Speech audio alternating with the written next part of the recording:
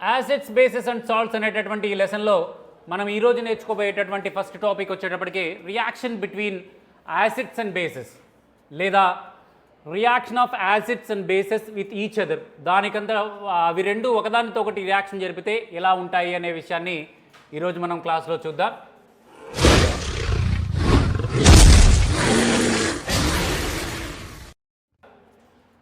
మీకు text book observe చేసినట్లయితే text బుక్లో కూడా మనం ప్రీవియస్ క్లాస్లో ఇవి చూసాము. దీంట్లో కూడా మనకి యాసిడ్స్ బేసెస్ రెండు కూడా ఒకదానితో ఒకటి రియాక్షన్ జరిపితే ఎలాంటి రియాక్షన్ జరుపుతుంది, how does acids and bases react with each other అనేటటువంటిది ఈరోజు టాపిక్. దీనికోసం ఒక చిన్న యాక్టివిటీ 2.6 ఒకసారి గమనించినట్లయితే take 2 milliliters of diluted NaOH, water mix చేసినటువంటి సోడియం హైడ్రాక్సైడ్, డైల్యూటెడ్ NaOH అంటాం. దాన్ని ఒక 2 milliliters ఒక చిన్న టెస్ట్ ట్యూబ్లో తీసుకోండి. దానికి 2 drops ఆఫ్ ఫినాఫ్థలిన్ యాడ్ చేయండి. బేస్కి ఫినాఫ్థలిన్ యాడ్ చేస్తే ఏమవుతుంది, పింక్ కలర్ వచ్చేస్తుంది. ఓకేనా, 2 drops ఆఫ్ ఫినాఫ్థలిన్ యాడ్ చేస్తాం, దానికి పింక్ కలర్ వచ్చేస్తుంది. ఈజీగా మనకు తెలుసు అది బేస్ అని ఈజీగా అర్థమైపోతుంది. సరే, మనకి బేసా కాదా అని టెస్ట్ చేయట్లా, మనం వేరే పర్పస్ కోసం చేసుకున్నాము. ఒక టెస్ట్ ట్యూబ్లో డైల్యూటెడ్ NaOH బేస్ తీసుకున్నాము, దానికి 2 drops ఆఫ్ ఫినాఫ్థలిన్ కలిపాము.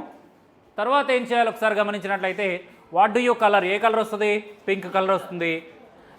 దానికి ఆ పింక్ కలర్ వచ్చిన తర్వాత అదే టెస్ట్ ట్యూబ్లో కొంచెం HCl సొల్యూషన్ కలపండి, 2-3 drops హైడ్రోక్లోరిక్ యాసిడ్ కలపండి.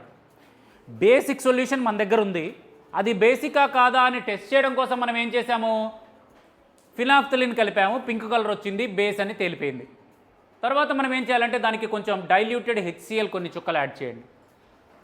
వెంటనే పింక్ కలర్ డిజపియర్ అవుతుంది. ఏమవుతుందమ్మా, is the colour change for the reaction mixture? Yes, the pink colour will be disappeared and previous ఏదైతే కలర్ ఉందో, కలర్లెస్గా ఏదైతే ఉందో ఆ కలర్ వచ్చేస్తుంది. Why did the colour of phenolphthalein changes after adding of acid? Acid add చేసిన తర్వాత ఎందుకు కలర్ చేంజ్ అయింది, మీకు ఏమైనా ఐడియా ఉందా? ఒక బేస్ తీసుకున్నాము, ఫినాఫ్థలిన్ యాడ్ చేసాము, పింక్ కలర్ వచ్చింది, అది బేస్ అని అర్థమైంది. దానికి యాసిడ్ యాడ్ చేసాము, పింక్ కలర్ పోయింది. పింక్ కలర్ పోయింది అంటే అది బేస్ కాదు. ఇప్పుడు యాసిడ్ యాడ్ చేసాం, బేస్కి యాసిడ్ యాడ్ చేసాం, NaOH బేస్కి HCl యాడ్ చేసాం. అంటే ఒక బేసు ఒక యాసిడ్ రెండు కూడా ఒకదానితో ఒకటి రియాక్షన్ జరుపుతాయి. రియాక్షన్ జరపబట్టే కదా కలర్ చేంజ్ అయిపోయింది. సో రియాక్షన్ జరిపి ఏం జరుగుతుందో ఆ ప్రాసెస్ ఏంటో దాని గురించి మనం చూద్దాం. ఇప్పుడు దాని తర్వాత ఏం చేద్దామంటే దాని గురించి ప్రయత్నిద్దాం చెప్పడానికి. నేను ఇదే ఇంకా యాక్టివిటీ కంటిన్యూ అవుతుంది. అలా కలర్ చేంజ్ అయిపోయి ప్రీవియస్ కలర్లోకి వచ్చేస్తుంది. ఇప్పుడు మరలా ఏం చేద్దామంటే ఇంకొక కొన్ని డ్రాప్స్ NaOH వేయండి, మళ్ళీ పింక్ కలర్ వచ్చింది. బేస్ ఎక్కువైంది, ఫినాఫ్థలిన్ ఉంది ఆల్రెడీ. బేస్ ఎక్కువైతే బేస్కి ఫినాఫ్థలిన్ కలిపితే పింక్ కలర్ ఏదైతే వస్తుందో పింక్ కలర్ మళ్ళీ వచ్చేస్తుంది. మరలా నువ్వు HCl పోసావు అనుకో, మళ్ళీ పింక్ కలర్ పోతుంది. ఈ విధంగా యాసిడ్ బేస్ రెండు కూడా రియాక్షన్ జరిపి కలర్స్ చేంజ్ రావడం. కలర్స్ చేంజ్ వచ్చింది అంటే అర్థం ఏంటి, అక్కడ ఒక రియాక్షన్ జరుగుతుంది. సో యాసిడ్ బేస్ రెండు ఒకదానితో ఒకటి రియాక్షన్ జరుపుతున్నాయి అనే విషయం మనకి ఇక్కడ అర్థమవుతుంది. ఏం జరుగుతుంది యాసిడ్ బేస్ ఒకదానితో రియాక్షన్ జరిపి అంటే, ఇదిగో ఇక్కడ ఉంది రియాక్షన్ బిట్వీన్. ఏం జరుగుతుంది అక్కడ అంటే చూడండి, in the above activity we observed that the effect of base is unified by the acid vice versa. Acid base వల్ల మారుతుంది, బేస్ యాసిడ్ వల్ల మారుతుంది. బేస్ పింక్ కలర్లో ఉంది, యాసిడ్ యాడ్ చేస్తే పింక్ కలర్ పోయింది, మరలా బేస్ యాడ్ చేస్తే పింక్ కలర్ వచ్చింది, మరలా యాసిడ్ యాడ్ చేస్తే పింక్ కలర్ పోయింది.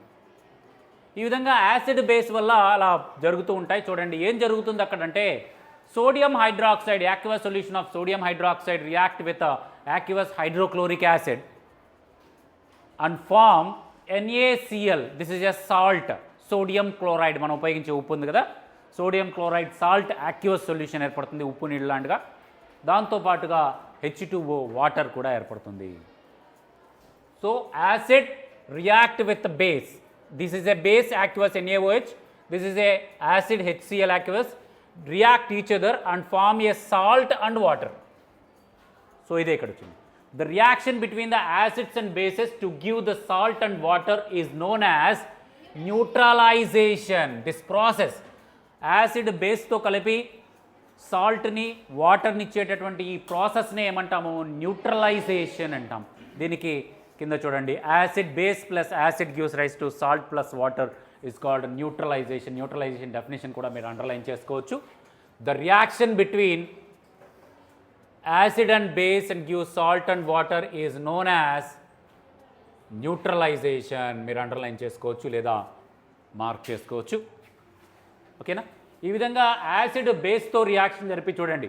When acid and base react with each other and the characteristics of the both మారుతూ ఉంటాయి. This process is called neutralisation. Acid plus base gives rise to H2O and salt. ఇంకొక example కూడా చెప్పారు ఈ విధంగా neutralisation. యాసిడ్ని బేస్ని ఒక దాంట్లో కలిపినా కూడా కింద సాల్ట్ అండ్ వాటర్ ఏర్పడుతుంది. రైట్? ఇంకొక ఎగ్జాంపుల్గా HCl అండ్ NaOH బదులు KOH తీసుకున్నా కూడా KOH కూడా పొటాషియం హైడ్రాక్సైడ్ కూడా బేసే. ఒక యాసిడ్ ఒక బేస్తో కలుస్తుంది. KCl అనేది ఒక సాల్ట్, పొటాషియం క్లోరైడ్ అనేది ఒక సాల్ట్, దాంతోపాటుగా వాటర్ రిలీజ్ అవుతుంది. ఇంకొక example H2SO4 acid, CuO copper oxide is a base. Acid base gives rise to copper sulphate is a salt and water. ఇంకొక example HNO3 nitric acid, aqueous nitric acid, diluted nitric acid and NH4OH is a base, aqueous ammonium hydroxide gives rise to ammonium nitrate is a salt and water. ప్రతి ఎగ్జాంపుల్లో కూడా మనకి ఒక యాసిడ్ని ఒక బేస్ని కలుపుతున్నాము, ఒక salt వస్తుంది, దాంతోపాటుగా water వస్తుంది. ఈ రియాక్షన్ని మనం ఏమంటాము? న్యూట్రలైజేషన్ అంటాం. ఇది ఫస్ట్ టాపిక్ ఈరోజు మనం క్లాస్లో చెప్పుకునేది. నెక్స్ట్ వచ్చేటప్పటికి యూజెస్ ఆఫ్ యాసిడ్స్ తర్వాత చెప్పుకుందాము. నెక్స్ట్ టాపిక్ వచ్చేటప్పటికి acids reaction of metallic oxides with bases. Metallic oxides బేసెస్తో ఏ విధంగా రియాక్షన్ జరుపుతాయి, దీనికి కూడా ఒక యాక్టివిటీ ఉంది. Metallic oxides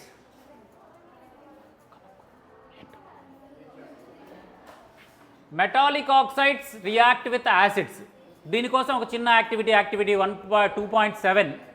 Take a small amount of copper oxide in a beaker and add diluted hydrochloric acid solely. First కొంత కాపర్ ఆక్సైడ్ని బీకర్లో తీసుకోవాలి. కాపర్ ఆక్సైడ్ని కొంచెం బీకర్లో తీసుకొని దానికి diluted hydrochloric acid. Copper oxide అనేది ఏంటమ్మా? Copper oxide is A base. ఇందాక మనం example చూసాం కదా కాపర్ ఆక్సైడ్. కాపర్ అనేది ఒక metal. Copper is a metal. Copper oxide అనేది metal oxide. Copper oxide is a metal oxide. Copper ఒక మెటల్ కాబట్టి కాపర్కి ఆక్సిజన్ కలిపితే కాపర్ ఆక్సైడ్ ఏర్పడుతుంది. దాన్ని మనం అంటే మెటల్ ఆక్సైడ్స్ అనొచ్చు. మెటల్ ఆక్సైడ్స్ ఎప్పుడు కూడా బేసిక్ నేచర్ని కలిగి ఉంటాయి. మెటల్ ఆక్సైడ్స్ ఎప్పుడు కూడా బేసిక్ నేచర్ని కలిగి ఉంటాయి. మనము దానికి యాసిడ్ని యాడ్ చేస్తున్నాం. బేసిక్ నేచర్ కలిగినటువంటి మెటల్ ఆక్సైడ్కి యాసిడ్ని యాడ్ చేస్తున్నాము. Actually one type of base అని అర్థం. మెటల్ ఆక్సైడ్కి బేసిక్ నేచర్ ఉంటుంది అంటే అది కూడా బేసే అని అర్థం కదా. సో బేసిక్ నేచర్ కలిగినటువంటి మెటల్ ఆక్సైడ్ని, కాపర్ ఆక్సైడ్ని తీసుకొని దానికి డైల్యూటెడ్ హైడ్రోక్లోరిక్ యాసిడ్ని కలిపాం. అయితే colour of the solution what happens, ఏమవుతుంది? ద సొల్యూషన్ కలర్ చేంజ్ అవుతుంది. ఎప్పుడైతే HCl కలిపామో వెంటనే కలర్ చేంజ్ అవుతుంది. అక్కడ న్యూట్రలైజేషన్ రియాక్షన్ జరుగుతుంది. మనం చేసినప్పుడు ఏ కలర్ వస్తుంది అనేది మనం యాక్టివిటీ చేసినప్పుడు చూద్దాం. సో మొత్తం మీద కలర్ చేంజ్ అనేది కంపల్సరీగా జరుగుతుంది. దాన్ని బట్టి మనం ఏం తెలుసుకోవచ్చు? అక్కడ న్యూట్రలైజేషన్ ప్రాసెస్ జరిగింది. We will note that colour of the solution becomes blue green. ఏం జరుగుతుంది? ఎప్పుడైతే యాసిడ్ యాడ్ చేసామో వెంటనే ఏ కలర్లోకి చేంజ్ అవుతుంది? బ్లూ గ్రీన్ కలిగిన మిశ్రమంలో కలర్లో ఏర్పడుతుంది. And the copper oxide dissolve, కరిగిపోతుంది. యాసిడ్లో కాపర్ ఆక్సైడ్ కరుగుతుంది, డిజాల్వబుల్ బేస్ అది. సో రెండు కూడా కరిగిపోయి బ్లూ గ్రీన్ కలిసినటువంటి కలర్ అనేది చేంజ్ అవుతుంది. అలా చేంజ్ అయింది అంటే అర్థం యాసిడ్ బేస్ ఒకదాంతో రియాక్షన్ జరిపాయి. ఇక్కడ neutralisation, formation of copper and chlorine. Copper chlorine విడిగా ఫామ్ అవుతాయి. ఈ విధంగా metal oxide plus acid gives rise to A salt and water. This is look like neutralisation reaction లాగా ఉంది కదా ఇది. సో ఈ విధంగా న్యూట్రలైజేషన్ రియాక్షన్.